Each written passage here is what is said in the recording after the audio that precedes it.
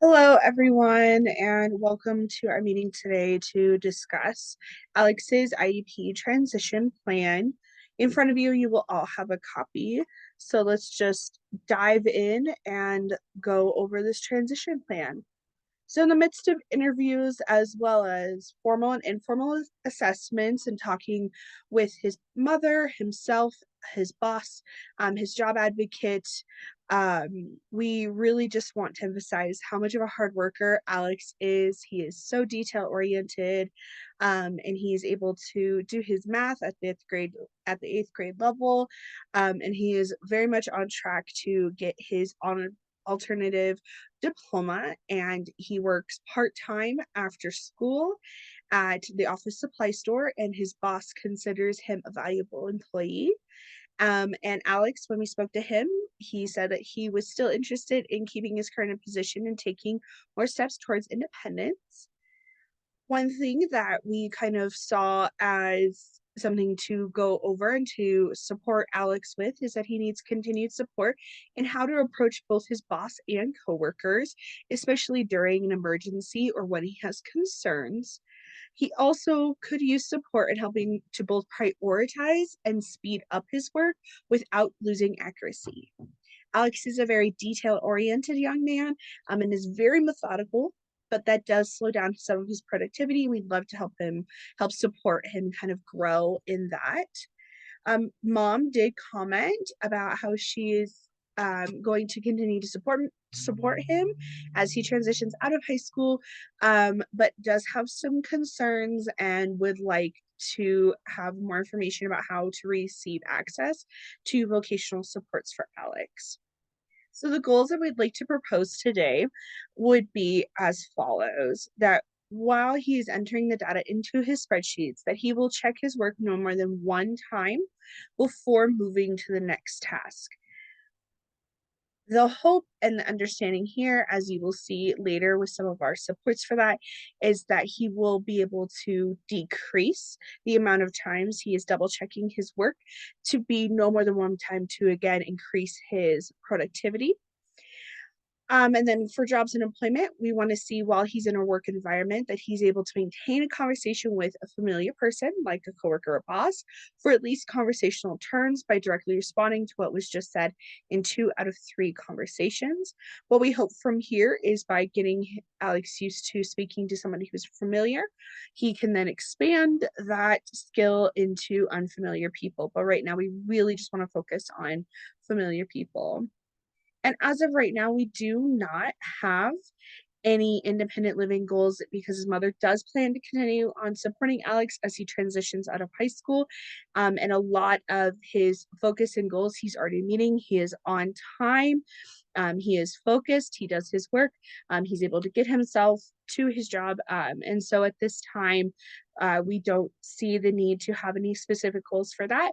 But the team will provide mom with the information to seek help with further vocational services once Alex is no longer in school. So this is how we are going to support him with his IEP and services.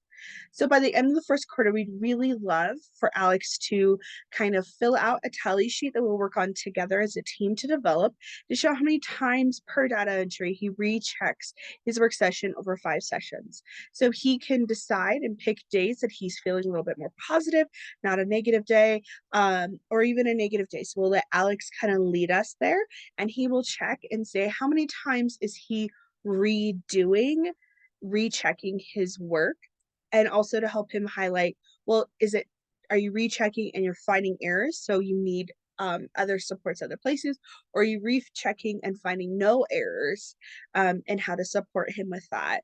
And this will really be with the help of the job advocate and the IEP team to help him monitor that. Then by the end of the second quarter, we'd love to see that Alex recheck his work no more than 5 times over 5 sessions. And again, this is just to kind of help get that number slowly down to be no more than one time to help increase his productivity for the betterment of his job performance. And then again, third quarter, that he checks no more than 3 times. So as you can see, we're trying to just slowly work our way down to the 1 time. We really think that Alex can do this. He just needs the support, and I think a measure of self-awareness will help him to grow in that.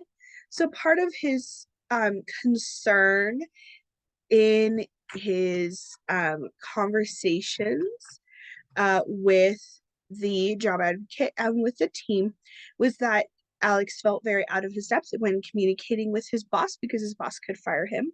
So part of that is that we do need the boss to come alongside, and he has very much been willing to do so, to just re-emphasize to Alex that he's not going to be fired unduly. What are the steps that take to being fired, and to communicate that very clearly. But also, what we will do on our end is that by the end of the first semester, Alex will have 18 practice conversations with the IEP team about work-related matters. So this basically boils down to once a week, he will have a practice conversation with our speech pathologist, with his general resource teacher, with his boss, with his parent, sorry, not with his boss, but with somebody on the IEP team, to help have a good, that taking those turn taking things with a familiar person, but that he's a little bit more familiar with than a boss or a coworker, to help Alex practice and give him feedback. Then over the third quarter, again once a week, an IEP team member will be present while Alex speaks to his boss or coworker about work-related matters. Again, the point of this is to just really encourage Alex to see and to understand where turn taking needs to be and how to communicate with others. And so we want to see how well he successfully does that first before we let him go on his own. So that is just a very brief overview of what we hope to accomplish with the transition plan. And really, we want to focus on that independence. And so how we're going to try to really foster that independence is trying to slowly stair step Alex, so phase out, how we say it maybe in the speech pathologist world, is to slowly phase out the needed supports that Alex needs. So really just trying to emphasize independence and Alex's ability to step up himself and create success for himself like he already has. So we already know he's very capable of this. We are just trying to give him the supports with that. Also with lots of check-ins, as well. As you can see, that's weekly for 3/4 of the school year, from not just the job advocate, but from the IEP, from other members of the IEP team as well, to really just help make sure that Alex knows 100% what he's doing and he feels okay as he transitions out of high school and into his next stages of life. Because Alex is a rock star and definitely knows what he's doing. He just needs a little bit more support. So as we move forward, how we really want to help support you is, first, we're going to get you plugged in with the vocational supports that we, sorry, I got distracted by something over here. We're going to get Alex plugged in with vocational supports and start that as soon as possible. So then he'll have access to both the job advocate and the vocational supports that he needs going forward. We will also, again, with those check-ins, they're just so important. We will really work on working with parents to make sure that they know what Alex is doing, how well he is doing, and make sure that we are asking him lots of questions. Also, his boss has been very open and really wants to continue to retain him, and is very willing to work with us, which I think is a huge victory.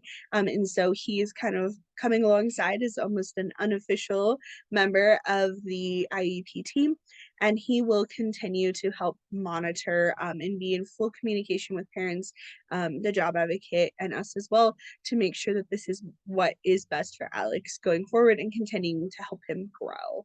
So if you have any questions, now is the time to ask them. We really look forward to helping Alex continue to grow. Thank you.